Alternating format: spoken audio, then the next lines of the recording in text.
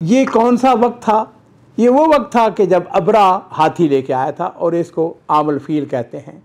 चुनाचे नबी करीम सल्लल्लाहु अलैहि वसल्लम अप्रैल 571 22 तारीख़ जिस वक़्त नबी करीम सल्लल्लाहु अलैहि वसल्लम इस दुनिया में तशरीफ़ लाए, जबरील अमीन तशरीफ़ लाते हैं और आप बच्चों के साथ खेल रहे थे, उनका लटा कर सीना चाक के जाता है, उसे दिल निकालते हैं। वहाँ पर ईसाइयों का एक बहुत बड़ा राहिब था, तो जिस वक़्त नबी करीम सल्लल्लाहु अलैहि वसल्लम के पास पहुँचा ना, तो आपके दस्ते मुबारक पकड़ कर कहने लगा कि ये दुनिया के सरदार हैं, ये परवरदिगार आलम के रसूल हैं, अल्लाह ताला उन्हें रहमत आलम बना के भेजेगा। लोगों ने बड़े ताज्जुब से कहा कि आपको कैसे मालूम हुआ? तो उसने कहा कि जिस वक़्त आप घाटी से इधर ज़ाहिर हुए ना रसूलुल्लाह सल्लम, तो कोई पत्थर कोई दरख्त ऐसा ना था जो आपके लिए सजदा के लिए झुक ना गया हो। तो नबी अलैहि सल्लम फरमाया करते थे कि मैं अब्दुल्ला बिन जुदान के मकान पर एक ऐसे मुआहदे में शरीक हुआ था जिसके इवज़ सुर्ख ऊँट भी पसंद नहीं। आपने एक चादर मंगाई, चादर के दरमियान में आपने हजर अस्वद को रखा और जितने सरदार थे उन सारे सरदारों से कहा आओ भाई चादर को उठाएं, और जिस वक़्त सारों ने चादर उठाई तो नबी करीम सल्लल्लाहु अलैहि वसल्लम उस मुक़द्दस उस मुबारक नबी ने जी अपने दस्ते मुबारक से उठाकर उस जगह रख दिया जहाँ पर इस वक़्त हजर अस्वद लगा हुआ है। अस्सलामु अलैकुम वरहमतुल्लाहि वबरकातुहू। बिस्मिल्लाह वस्सलातु वस्सलामु अला रसूलिल्लाह। मुअज़्ज़ज़ और अज़ीज़ तलबा व तालिबात, हम नबी करीम सल्लल्लाहु अलैहि वसल्लम की सीरत पाक के हवाले से गुफ्तगू कर रहे थे। मैं एक दो बातों का इजाफ़ा करना चाहूँगा और वो ये है कि मक्का मुकरमा के ऊपर एक मुद्दत तक तो सब जानते हैं कि हज़रत इस्माईल अलैहिस्सलाम की शादी यमन का जो काफ़िला आया था उनकी औरत ख़ातून के साथ हुई, फिर उसके बाद बनु ख़ज़ा की हुकूमत आई और फिर उसके बाद मैंने अर्ज़ किया था कि बनु ख़ज़ा के बाद कुसई जो कि कुरैश में से थे उन्होंने हुकूमत संभाली।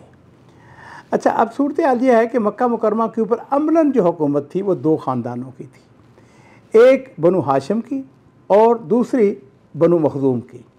यानी नबी करीम सल्लल्लाहु अलैहि वसल्लम की जो जद्द अमजद थे हाशिम, उनकी वजह से आपको हाशिमी कहा जाता है। और सरदार हाशिम के जो बेटे थे उनका नाम था सरदार अब्दुल मुत्तलिब, जो नबी करीम सल्लल्लाहु अलैहि वसल्लम के दादा मोहतरम थे। तो उनकी ज़िंदगी में सरदार अब्दुल मुत्तलिब जो थे पूरे मक्का मुकरमा के, यानी वो सरदार थे, वो लीडर थे। आप उनको किंग तो नहीं हम कह सकते ना, उस वक़्त कोई तसव्वुर था, लेकिन मक्का मुकरमा के ऊपर अमलन हुकूमत किसकी थी उस वक़्त? वो सरदार अब्दुल मुत्तलिब की थी। और यही उसका एक सबूत ये भी है कि जिस वक़्त अबरा अपना लश्कर लेके आता है तो उसने मुलाकात के लिए उसने कहा कोई बड़ा आदमी आए वो मेरे साथ गुफ्तगू करे, तो सरदार अब्दुल मुत्तलिब जो हैं उनके साथ गुफ्तगू कर, और माशाअल्लाह बड़े ऊंचे लंबे कद के थे, बड़े वजी थे, बड़े खूबसूरत थे। और उसके साथ जो दूसरे नंबर पर यानी सरदार अब्दुल मुत्तलिब के बाद जिनकी हुकूमत आई वो बनु मखज़ूम की थी। तो मैंने ये आपको इसलिए बताया है कि अपने हमारे जहन में रहे। और बनु मखज़ूम जो है उसका सरदार जो था वो अबू जहल था। अबू जहल यानी उस अबू जहल से पहले वलीद बिन मुगीरा था, वलीद बिन मुगीरा के बाद अबू जहल बनता है। और अबू जहल जो इस वक़्त बदर में वो वासिल जहन्नम होता है, तो उसके बाद जो हुकूमत है वो अबू सुफियान के हाथ में आती है। ये मैंने सारी चीज़ें, और यहाँ पे एक बात ध्यान में रख लें कि अबू सुफियान और नबी करीम सल्लल्लाहु अलैहि वसल्लम जो है इनका आपस में रिश्ता बड़ा करीबी था, यानी पाँचवीं पुश्त के ऊपर जाकर ये आपस में मिल जाते थे, यानी दोनों अब्द मुनाफ की औलाद में से थे। अब हम बात करते हैं कि नबी करीम सल्लल्लाहु अलैहि वसल्लम के वालिद गिरामी, आपके वालिद गिरामी का नाम अब्दुल्ला था, और ये सरदार अब्दुल मुत्तलिब के साहबजादे बड़े खूबसूरत। सरदार अब्दुल मुत्तलिब को अल्लाह ताला ने जो बेपनाह सलाहियतें और खूबियाँ दी, उनमें एक खूबी जो थी वो ये थी कि उन्होंने जो जमज़म का कुआँ था वो असल में हुआ यूँ कि जिस वक़्त बनु जुरहम गए हैं ना, वहाँ से भागे हैं मक्का मुकरमा को छोड़कर, तो उन्होंने कुएँ को पाट दिया था, उनके अंदर पत्थर डाल दिए, उन्होंने कोई लोहा उनको चीज़ें डाल दी, इनकी खुदाई जो है करके सरदार अब्दुल मुत्तलिब ने, तो उसको जो है ना कुआँ उसको उन्होंने दोबारा नए सिरे से उसमें से पानी निकलना शुरू हुआ, और अल्हम्दुलिल्लाह ये उनकी बहुत बड़ी ईजाद थी। उस वक़्त लोगों ने कुछ झगड़ा किया तो उन्होंने एक नज़र मानी, मन्नत मानी। उन्होंने कहा कि अगर अल्लाह ताला ने मुझको 10 बेटे दिए और जवान हो गए तो उनमें से एक को अल्लाह की राह में मैं ज़बह कर दूँगा। अब हुआ यूँ कि उनकी मुराद पूरी होगी, सारे माशाल्लाह बेटे जवान हो गए। तो उन्होंने क्या किया, उन्होंने अपने बेटों के दरमियान कुरा डाला। तो कुरा किसके नाम निकला? सरदार अब्दुल्ला के नाम निकला। सरदार अब्दुल्ला इंतहाई खूबसूरत, और जिस वक़्त उनको ज़बह करने के लिए बैतुल्ला शरीफ यानी खाना काबा के करीब लेके गए ना, तो कुरैश ने रोक दिया। अब्दुल्ला के भाई जो है वो अड़े आ गए, उनके मामू अड़े आ गए। उन्होंने कहा ये क्या करने लगे हैं आप? चुनांचे उन्होंने ऐसा किया कि वो इस फैसले के लिए एक काहना के पास जाते हैं, और काहना ने एक लंबे गुफ्तगू के बाद ये नतीजे पहुँचे, उनका 100 ऊँट आप ज़बह कर दें और बच्चा जो है यानी अब्दुल्ला जो है वो नौजवान वो बच जाएंगे। चुनांचे सरदार अब्दुल मुत्तलिब ने ऐसा ही किया कि उन्होंने 100 ऊँट ज़बह किए। अब आप ज़रा तख़य्युल कीजिए कि माली हालत इनकी किस हद तक मुस्तहकम थी। आज के दौर में एक ऊँट ज़बह करना कोई इतना आसान नहीं है। मैं चूँकि सऊदी अरब में हूँ, तकरीबन एवरेज जो एक ऊँट की कीमत है 5000 रियाल है। आप तसव्वुर कर सकते हैं कि तकरीबन कम व बेश 5 मिलियन ये बन जाती है रकम। खैर, हम आगे बढ़ते हैं, और वो ये है कि सरदार अब्दुल्ला जिस वक़्त जवान हुए तो उनकी शादी सैयदा आमना बिनते वहब, रसूलुल्लाह सल्लम की वालदा मोहतरमा, और ये कुरैश की इंतहाई खूबसूरत, इंतहाई बुलंद पाया खातून थी। इनके वालिद जो थे वो बनु ज़ोहरा, और ये भी कुरैशी थी, बनु ज़ोहरा के सरदार थे। और शादी के फ़ौरन बाद कुछ अरसे के बाद जो है सरदार अब्दुल्ला उनको वालिद गिरामी यानी सरदार अब्दुल मुत्तलिब ने कहा किसी काम के लिए उनको मदीना शरीफ में भेजा, जिनका नाम जिस वक़्त उस वक़्त यसरब था, तो वहाँ भेजा और वहाँ उनकी वफ़ात हो जाती है। और उस वक़्त सैयदा आमना जो थी वो प्रेगनेंट थी, और उसके बाद सरदार अब्दुल्ला जो है वो मदीना शरीफ के अंदर फ़ौत होती है और उनकी कब्र जो है वो वहीं पे बनती है। मेरे माँ बाप कुर्बान हो, नबी करीम सल्लल्लाहु अलैहि वसल्लम की आमद इस कायनात के अंदर अल्लाह ताला के बेशुमार इस इंसानियत के ऊपर एहसानात हैं, लेकिन मैं ये समझता हूँ कि सबसे बड़ा जो एहसान अल्लाह ताला ने किया वो हम सब के ऊपर, और वो ये था कि नबी करीम सल्लल्लाहु अलैहि वसल्लम इस दुनिया में तशरीफ़ लाए। वमा अरसलनाका इल्ला रहमतल लिल आलमीन। और भी बहुत सारी आयात हैं, लेकिन बहरहाल नबी अलैहिस्सलातु वस्सलाम की वलादत जो है वो शेब बनी हाशिम, मौसम बहार, अप्रैल का महीना, सोमवार की सुबह थी, और 12 रबीउल अव्वल और 9 रबीउल अव्वल ये दोनों बाद हमारे साथी, और मैं आपसे भी कहूँगा इतना इसके ऊपर वो झगड़ा कि 9 रबीउल अव्वल थी या 12 रबीउल अव्वल थी। मेरा अपना नुक्ता नज़र है कि इसकी बजाय हम सीरत पाक के ऊपर वैसे तवज्जो दें। वलादत बासादत का जो मैं समझता हूँ कि सबसे बड़ी उम्मत कायनात के ऊपर अल्लाह ने मेहरबानी फरमाई। ये कौन सा वक्त था? ये वो वक्त था कि जब अबरा हाथी लेके आया था, और इसको आमल फील कहते हैं।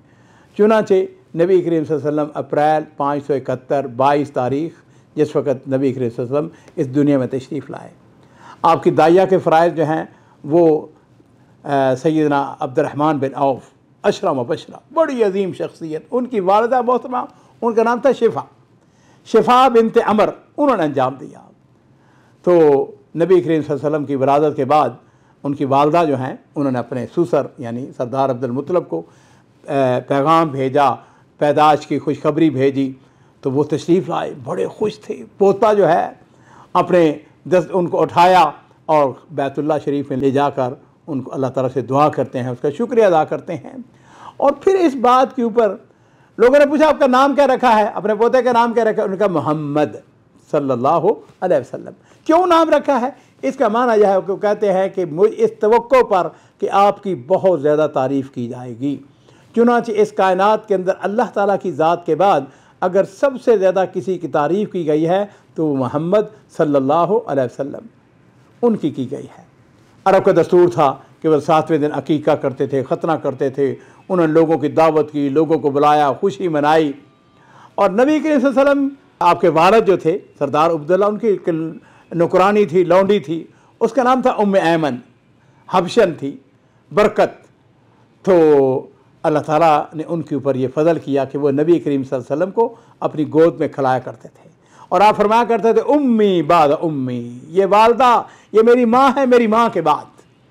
और उम्मे ऐमन की ये खुशकिस्मती कि नबी करीम सल्लल्लाहु अलैहि वसल्लम ने उनकी शादी पता कैसे की थी?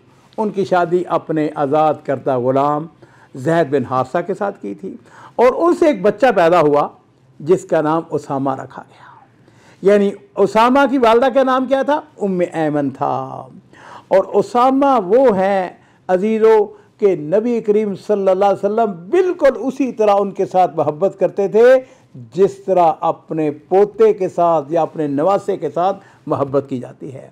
रवायात बहुत सारी है, उसके अंदर एक रवायत के अंदर आता है कि हज़रत अबू हुरैरा रज़ी अल्लाह ताला इस बात के रावी है, वह कहते हैं कि मैंने रसूलुल्लाह सल्लल्लाहु अलैहि वसल्लम को देखा कि आपने गोद के अंदर एक तरफ हज़रत हसन को बैठाया हुआ है और एक तरफ उसामा को बैठाया हुआ है। कभी आप हसन को चूमते हैं और कभी आप हज़रत उसामा को चूमते हैं। उम्मे ऐमन जो हैं वो इस्लाम कबूल करती हैं, हिजरत उन्होंने की थी और नबी करीम सल्लल्लाहु अलैहि वसल्लम की वफ़ात के 5 या 6 महीने के बाद वो भी वफ़ात पा जाती हैं।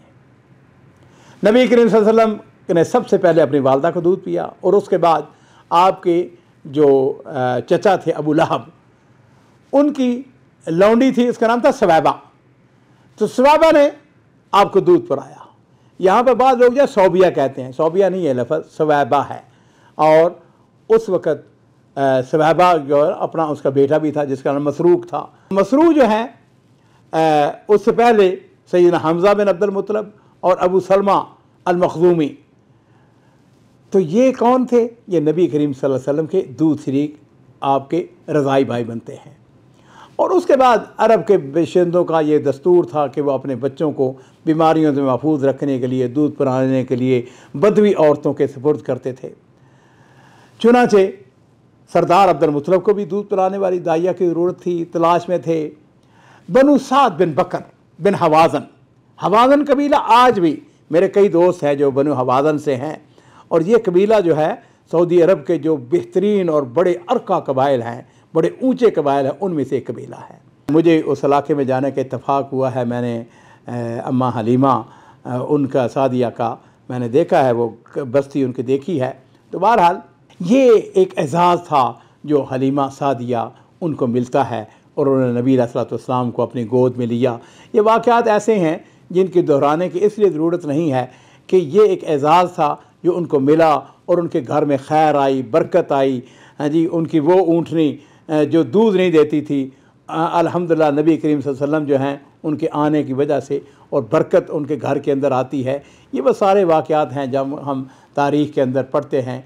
और ये बात भी एक मारूफ़ है कि नबी करीम सल्लल्लाहु अलैहि वसल्लम जो हैं आम बच्चों के मुकाबले में कहीं ज़्यादा खूबसूरत थे, कहीं ज़्यादा आप ताकत वाले थे, क़ुव्वत वाले थे। आप ज़्यादा यानी बच्चों के मुकाबले में ज़्यादा मैं कह सकता हूँ कि तवाना थे।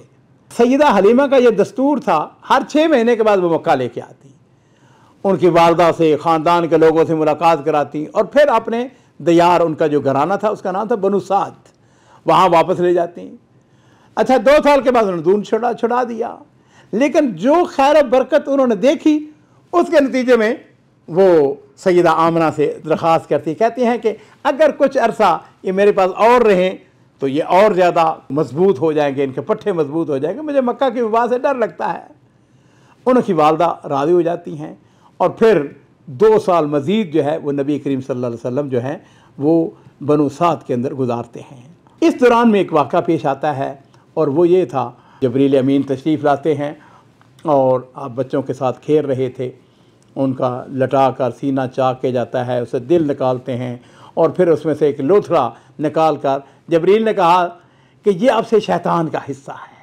यानी नबी करीम सल्लल्लाहु अलैहि वसल्लम जो हैं उनको बचपन से ही अल्लाह ताला ने इस मुबारक काम के लिए तैयार किया और आपको से हसद, बुग़्ज़, अनाज, हर चीज़ जो है उसको निकाल दिया गया।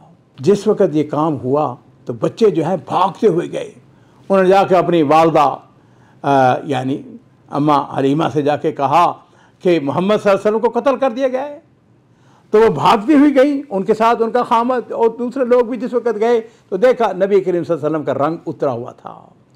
हज़रत अनस बिन मालिक कहते हैं कि मैं नबी करीम सल्लल्लाहु अलैहि वसल्लम के सीने पर सलाई का निशान देखा करता था और उसके बाद उनको रसूल सल्लल्लाहु अलैहि वसल्लम को मक्का मुकर्रमा पहुँचा दिया जाता है। और आप अपनी वालदा की साया मोहब्बत, माएँ जो हैं जिस तरह अपनी औलाद के साथ मोहब्बत करती हैं, उसका आप अंदाज़ा कर सकती हैं। और फिर अजीज़ों ये होता है कि रसूल सल्लम ने 2 साल अपनी वालदा के पास, यानी आपकी उम्र मुबारक कितनी होगी? 6 साल। 2 साल पहले और 2 साल बाद में, यानी 4 साल आपने अम्मा हलीमा के साथ गुजारे और फिर वालदा के साथ कितने? 2 साल गुजारे। जब आपकी उम्र 6 साल होती है तो आपके दादा मोहतरम सरदार अब्दुल मुत्तलब वो और आपकी वालदा और उम्मे ऐमन जिनका मैं जिक्र कर चुका हूँ कि वो रसूल सल्लम के वालिद की लौंडी थी। मदीना का सफ़र करते हैं, वहाँ आपके वालिद की कब्र भी थी और आपके दादा सरदार अब्दुल मुत्तलब का क्या था? ननहाल था। मैंने आपको बताया था कि सरदार अब्दुल मुत्तलब की वालदा जो थी उनका ताल्लुक बनु नज्जार से था और बनु नज्जार जो है वो बनु खजरज से थे। सलमा बिनते अमर उनकी वालदा का नाम था। नबी अलैहिस्सलातु वस्सलाम की परदादी, उनका नाम सलमा बिनते अमर। मदीना मुनव्वरा में 1 माह रहते हैं।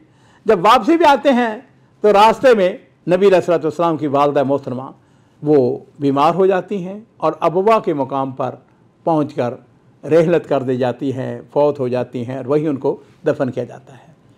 और उसके बाद सरदार अब्दुल मुत्तलब जो है अपने पोते को लेकर जिस वक्त मक्का मुकरमा पहुँचते हैं तो आपकी कैफियत क्या थी कि छोटा सा, हाँ जी, पोता और उनको मोहब्बत की शदीद, न वालिद न वालदा। चुनांचे सरदार अब्दुल मुत्तलब ने अपने पोते के साथ बेपनाह मोहब्बत की। बैतुल्लाह शरीफ के साए में उनके लिए ना एक गलीचा बिछा दिया जाता था जिसके ऊपर सरदार अब्दुल मुत्तलब तशरीफ़ रखते थे। लोग आते, उनसे आपके अपने मसाइल बयान करते। किसी को इस बात की इजाज़त नहीं थी कि इस गलीचे के ऊपर बैठे, लेकिन नबी करीम सल्लल्लाहु अलैहि वसल्लम जो हैं वो इस गलीचे के ऊपर बैठते और आपके दादा मोहतरम जो हैं अपने पोते के साथ प्यार करते, लाड जिस तरह अपने पोते के साथ किया जाता है, उनके पीठ पर हाथ फेरते, उनकी नकलो हरकत को देख कर खुश होते और इस बात का उनको यकीन था कि ये मेरा पोता जो है इसकी शान बड़ी निराली होने वाली है। सरदार अब्दुल मुत्तलब की उम्र 8 साल 2 महीने और 10 दिन होती है कि वो भी इंतकाल कर जाते हैं। और फिर नबी करीम सल्लल्लाहु अलैहि वसल्लम जो हैं अपने चचा सरदार अबू तालिब उनकी कफ़ालत के अंदर आते हैं। इस बात को ये नशीन कर लीजिए कि सरदार अबू तालिब और नबी करीम सल्लल्लाहु अलैहि वसल्लम के वालिद मोहतरम सरदार अब्दुल्ला, ये दोनों सगे भाई थे। इनकी वालदा भी एक ही थी। सरदार अबू तालिब उन्होंने नबी करीम सल्लल्लाहु अलैहि वसल्लम की कफ़ालत की, मोहब्बत का हक़ अदा कर दिया। हर चंद के माली एतबार पर कोई ज़्यादा वो कारोबार नहीं था उनका। कहा जाता है कि मक्का मुकरमा के अंदर उनका इतरियात का छोटा सा कारोबार था, लेकिन नबी करीम सल्लल्लाहु अलैहि वसल्लम की जब उन्होंने कफ़ालत अपने ज़िम्मे ली ना, अल्लाह ताला ने उनके माल के अंदर बरकत अता फरमा दी। एक आदमी का खाना जो है वो पूरे कुंबे के लिए काफ़ी हो जाता। और मेरे माँ बाप कुर्बान हो, नबी करीम सल्लल्लाहु अलैहि वसल्लम जो हैं अलम यजिद का यतीमन फ़आवा, अब शुरू से ही सब्र, इस्तकामत, कनात का नमूना। गर्मियों के मौसम में ये जितने कुरैश थे वे सब कहाँ जाते थे? ये शाम का सफ़र करते थे, दमिश्क, उसके कुर्ब जवाब में बुसरा शाम अल्हम्दुलिल्लाह मैंने उसको देखा हुआ है, मैं गया हूँ वहाँ पर। ये सारा इलाका जो है बड़ा खूबसूरत इलाका है, बड़ा ठंडा इलाका, ख़ास तौर पर गर्मियों के मौसम में इसका मौसम बड़ा शानदार। और बुसरा शाम जो है आज भी मैंने वो खानगाह देखी है जिसमें वो राहिब रहता था। तो सरदार अबू तालिब जिस वक़्त वहाँ जाने लगे तो भतीजे की मोहब्बत ने और भतीजे ने भी अपने चचा के साथ बेपनाह मोहब्बत, तो कहते हैं कि चलो आप भी साथ चलें।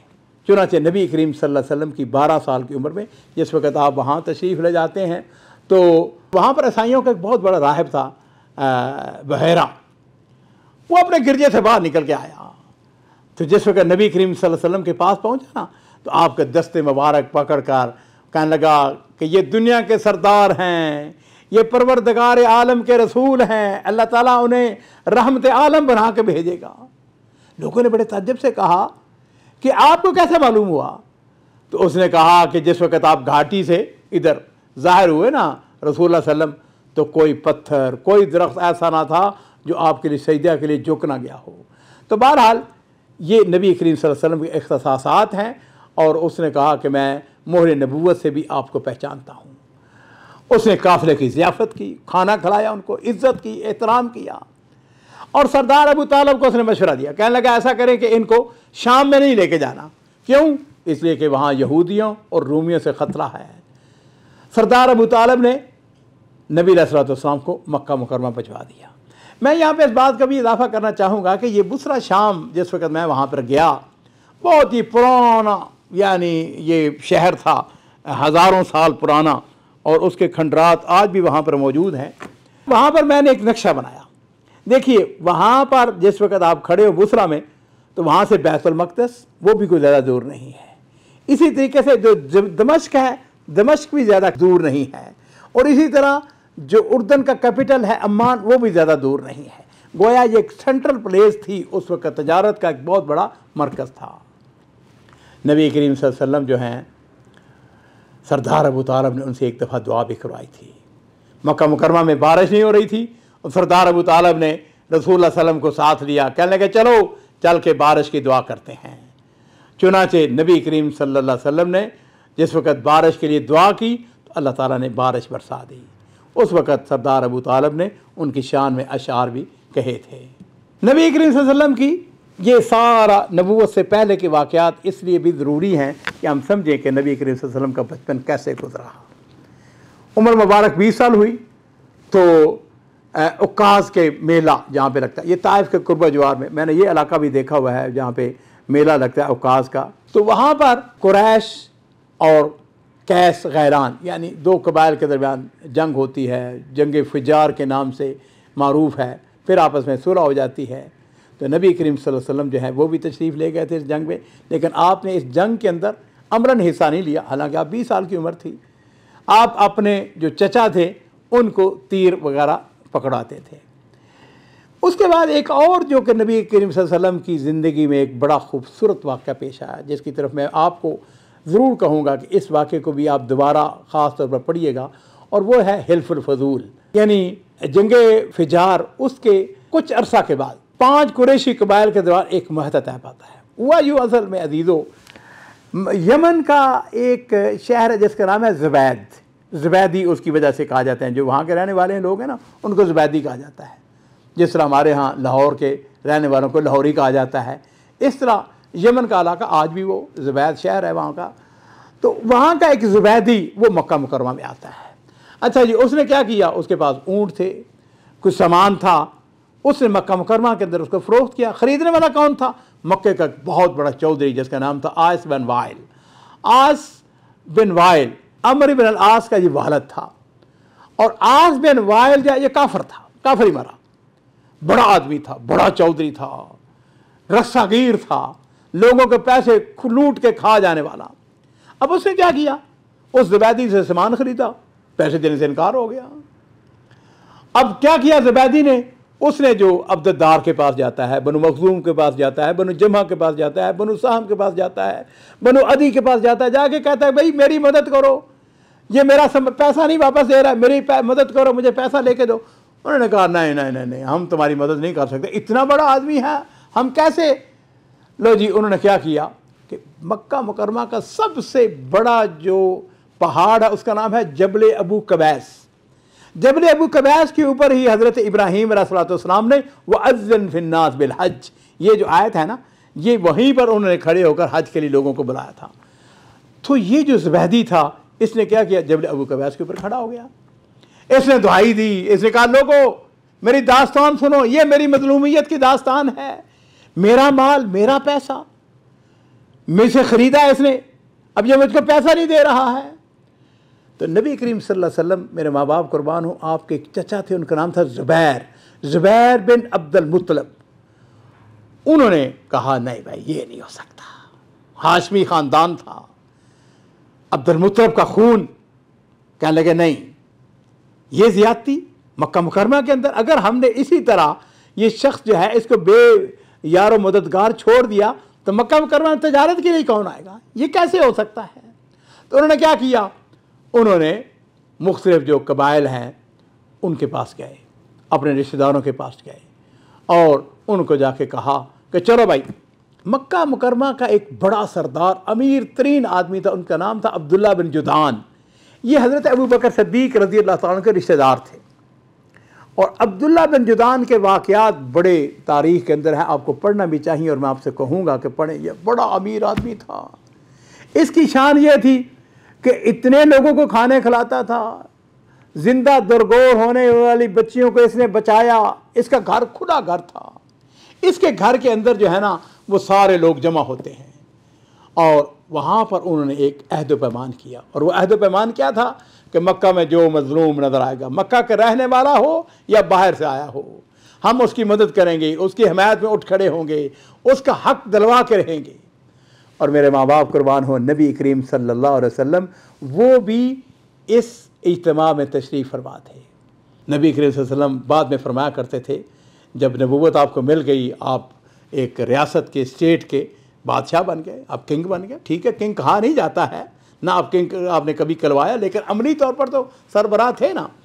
तो नबी अलैहिस्सलातु वस्सलाम फरमाया करते थे कि मैं अब्दुल्ला बिन जुदान के मकान पर एक ऐसे मुआहदे में शरीक हुआ था जिसके इवज़ सुर्ख ऊँट भी पसंद नहीं। मुराद ये था कि ये जो मुआहदा था ये बड़ा अहम मुआहदा था, और इस्लाम में अगर मुझे इस किस्म के मुआहदे के लिए बुलाया जाए तो मैं लब्बैक कहूँगा। अजीज़ों, से पहले कि मैं आगे बढ़ूँ, मैं आपसे ये बात कहूँगा।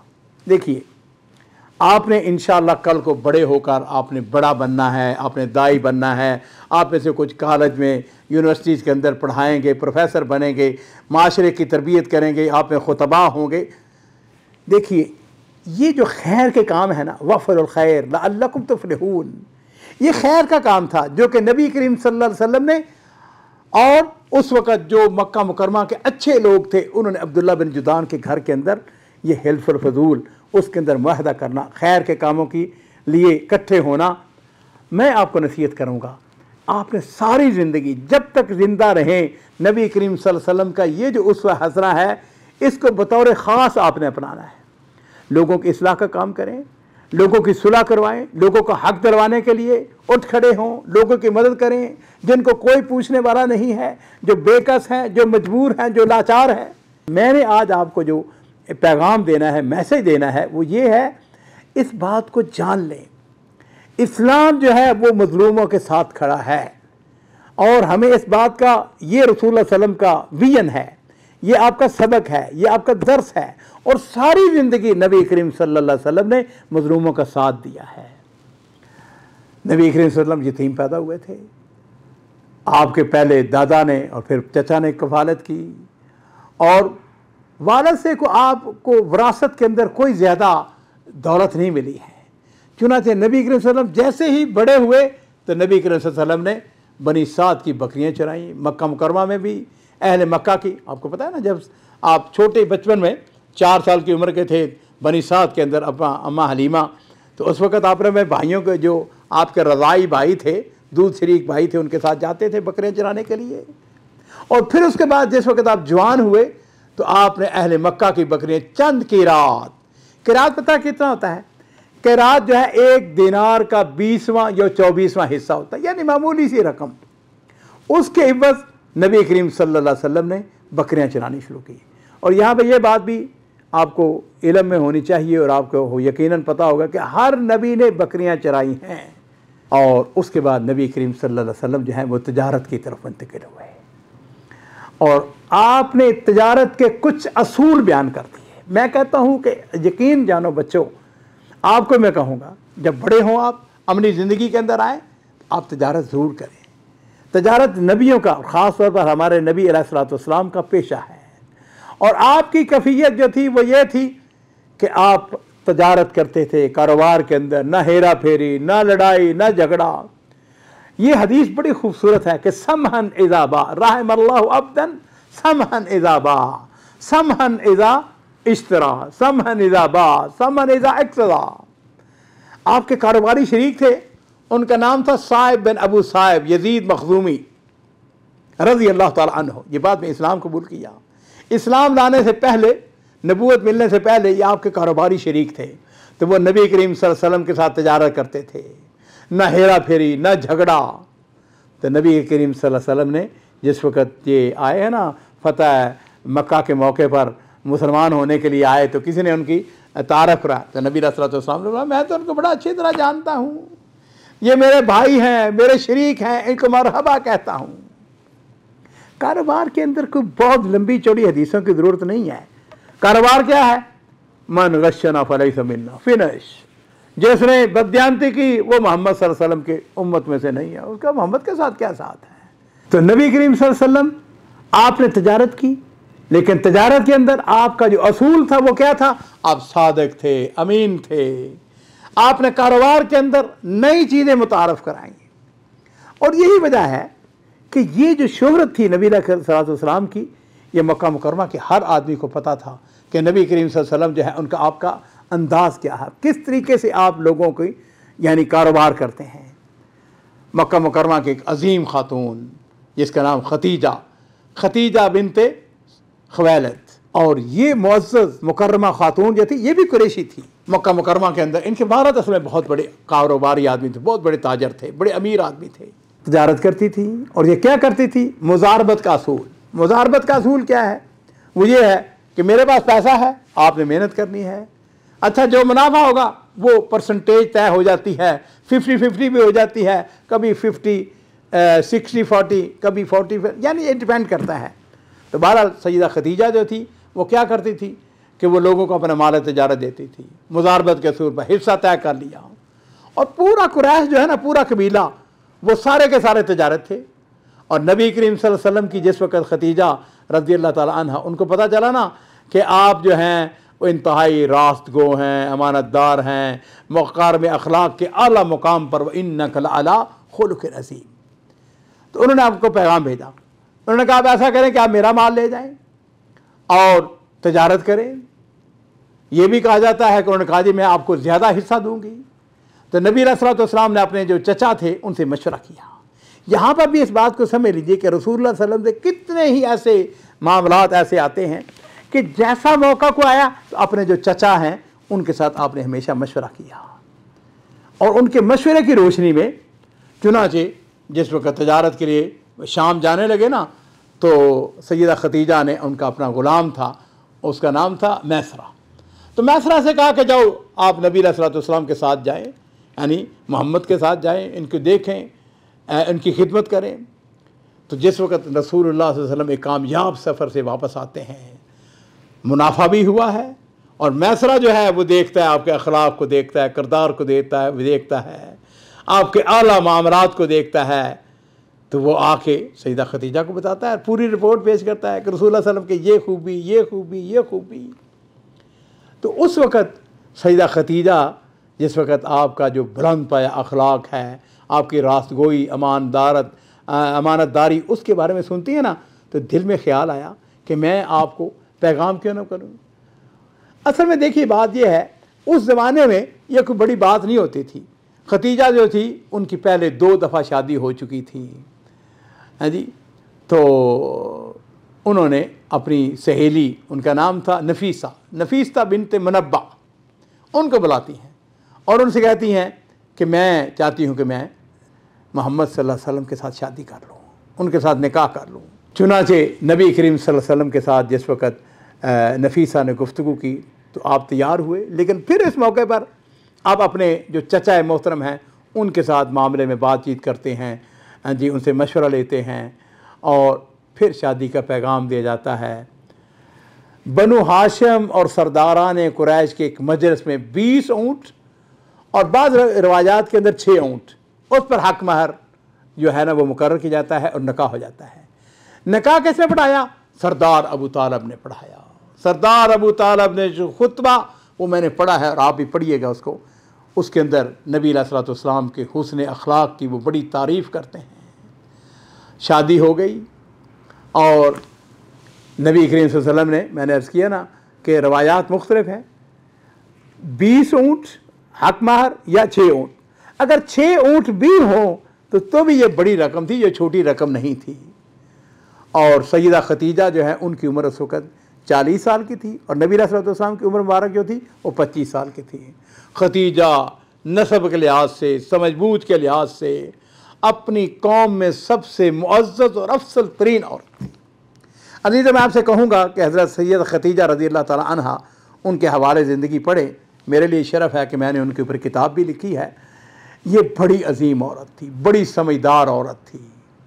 नबी करीम सल्लल्लाहु अलैहि वसल्लम की जितनी औलाद है वो सब के सब सैयदा खतीजा से होती हैं। सबसे पहले जो बेटे पैदा हुए उनका नाम कासम था और उसी के नाम से नबी सल्लल्लाहु अलैहि वसल्लम को नियत कर रखते थे अबुल कासम सल्लल्लाहु अलैहि वसल्लम। और फिर उसके बाद सैयदा ज़ैनब, रुकैया, उम्मे कुलसूम, फातिमा और अब्दुल्ला पैदा होते हैं।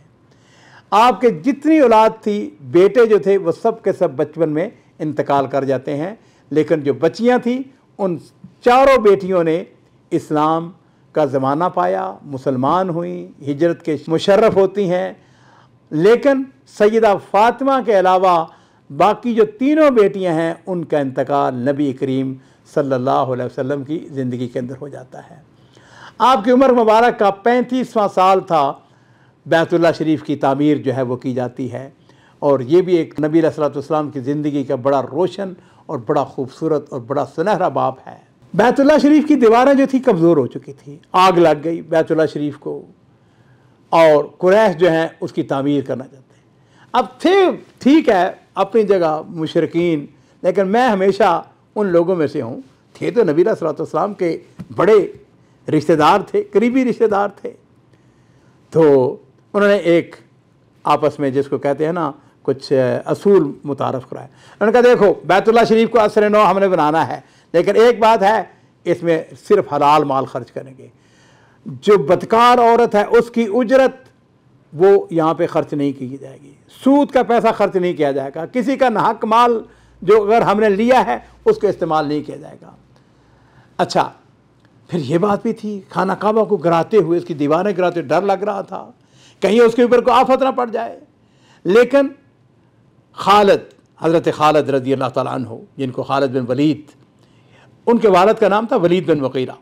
वलीद बिन मुगीरा उसने कहा कि अल्लाह ताला मुस्लिहीन को हलाक नहीं करता। उसने कहा देखो मैं आगे बढ़ता हूँ, मैं सबसे पहले बैतुल्लाह शरीफ को गिराता हूँ, इसलिए कि हमारा मकसूद जो है वो तखरीब नहीं बल्कि क्या है, बल्कि तामीर है।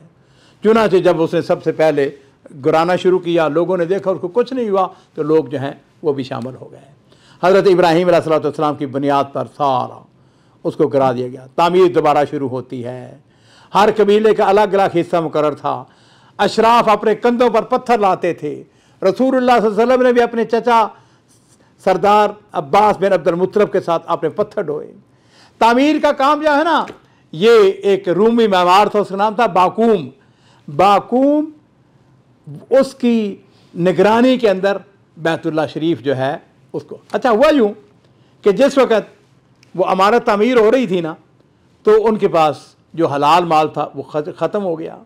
तो उन्होंने कहा ऐसा करते हैं कि चूँकि हलाल माल हमारे पास ख़त्म हो गया, लिहाजा शमाल की जानब उन्होंने कुछ हिस्सा जो है बैतुल्लाह शरीफ का छोड़ दिया, जिसको आज हम हतीम कहते हैं, और उसके नज़दीक ऊपर उन्होंने छोटी सी दीवार बना दी। आज भी वो छोटी सी दीवार है, और इसका ये अलामत है कि ये बैतुल्लाह शरीफ यानी काबा का हिस्सा है, और इसको हिजर भी कहते हैं और इसको हतीम भी कहते हैं। हजर अस्वद, आप सबके इल्म में है कि हजर अस्वद जो है ये बैतुल्लाह शरीफ से आया हुआ पत्थर है, और इसको जब उसकी जगह रखने का मौका आया, आपस में झगड़ा लड़ाई शुरू हो गई कि कौन ये सादत हासिल करे। चुनांचे उन्होंने कहा कि ऐसा करते हैं कि बनु उमैया मखजूमी बड़ा सरदार आदमी था ये, उसने कहा देखो बात सुनो, लड़ाई नहीं करनी है, ऐसा करते हैं कि जो मस्जिद हराम के दरवाजे से पहले शख्स दाखिल होगा ना, दरवाजे से जो पहले अंदर दाखिल होगा उसको हम अपना हाकम, अपना फैसल, अपना जज मान लेते हैं। उनका ठीक है बात। तो रसूलुल्लाह सल्लल्लाहु अलैहि वसल्लम सबसे पहले दाखिल हो गए। सब ने कहा अमीन आ गया, हादिल अमीन रजीना हादा मोहम्मद सल्लल्लाहु अलैहि वसल्लम। अब नबी सल्लल्लाहु अलैहि वसल्लम जो फैसला आपने कैसे किया, आपने एक चादर मंगाई, चादर के दरमियान में आपने हजर अस्वद को रखा, और जितने सरदार थे उन सारे सरदारों से कहा आओ भाई चादर को उठाएं। और जिस वक़्त सारों ने चादर उठाई तो नबी करीम सल्लल्लाहु अलैहि वसल्लम उस मुक़द्दस, उस मुबारक नबी ने, हाँ जी, अपने दस्ते मुबारक से उठाकर उस जगह रख दिया जहाँ पर इस वक्त हजर अस्वद लगा हुआ है। अजीज़ो, नबी करीम सल्लल्लाहु अलैहि वसल्लम की उस वक़्त उम्र मुबारक 35 साल की थी। आपका ये फ़ैसला इंतहाई दानाई और सआदत के ऊपर मुश्तमिल था। नबी सल्लल्लाहु अलैहि वसल्लम की ये जो खूबसूरत फ़ैसला था, बड़े बड़े सरदार अश कर उठे, इससे बेहतरीन कोई फ़ैसला हो ही नहीं सकता था। मेरे बच्चों, मेरे अजीज़ों, ये थे नबी करीम सल्लल्लाहु अलैहि वसल्लम की मुबारक ज़िंदगी के कुछ वाक़यात। इंशाअल्लाह अगर आप अल्लाह को मंजूर हुआ तो इसके बाद के जो वाक़यात हैं इंशाअल्लाह हम आइंदा अपना जो लेक्चर है उसके अंदर बयान करेंगे। हम अल्लाह ताला से ये दुआ करते हैं कि अल्लाह ताला हम सबको नबी करीम सल्लल्लाहु अलैहि वसल्लम की मोहब्बत, आपके साथ प्यार नसीब फरमाए और आपके नक्शे कदम पर, आपकी सीरत पर अमल करने की तौफ़ीक़ अता फ़रमाए। मैं आपसे फिर ये कहूँगा कि कसरत के साथ सीरत की मुख्तलिफ़ किताबों का मुताला करें, जितना हो सकता है मुताला करें, आपकी ज़िंदगी के ऊपर बहुत पॉजिटिव असर होंगे। बारकल्लाहु फ़ीक। वस्सलामु अलैकुम वरहमतुल्लाहि वबरकातुहू।